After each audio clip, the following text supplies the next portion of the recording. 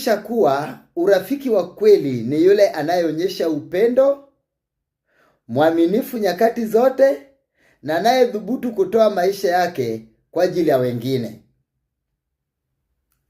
Anayedhubutu kutoa maisha yake kwa ajili ya wengine. Sasa Yesu kwa kuwa ni rafiki yetu, yeye alitoa maisha yake kwa ajili yetu sisi sote. Alitoa maisha yake kwa ajili yangu, kwa ajili yako. Na alisema nyinyi ni rafiki zangu. Na kwa kuwa rafiki yako mwingine ni kama mimi pia, mimi naye wewe ni rafiki yangu kabisa. Maana umekuwa nami lazima niwe na wewe.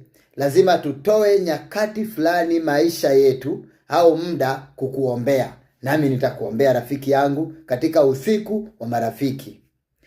Mithali 17:17 Biblia inasema hivi: rafiki upenda siku zote. Rafiki upenda siku zote.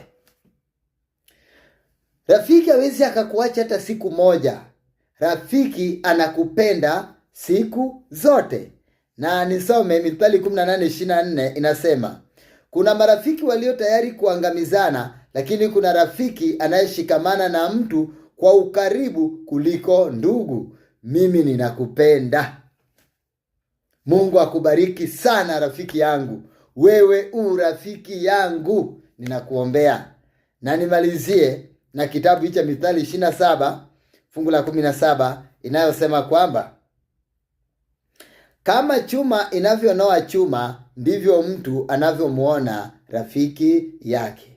Kama chuma inavyonoa chuma, ndivyo rafiki anavyomuona rafiki yake. Kwamba chuma inanoa chuma nyingine ili chuma hiyo ipate nguvu, na pia rafiki pia anamnoa rafiki mwenzake ili aendelee kuwa na baraka.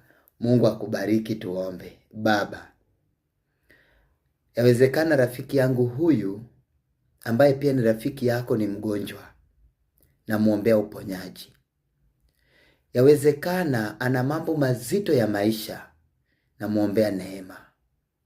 Yawezekana hata usiku huwa na maumivu na mzuia silale, na muombea utulivu alale. Yawezekana uchumi, madeni, shida imemkabili, na muombea amani. Asante Baba yetu mwema, utakayemtendea rafiki yangu huyu ambaye pia ni rafiki yako, na usiku huu apate amani ya pekee kwa jina la Yesu Kristo. Amen. Ubarikiwe rafiki yangu.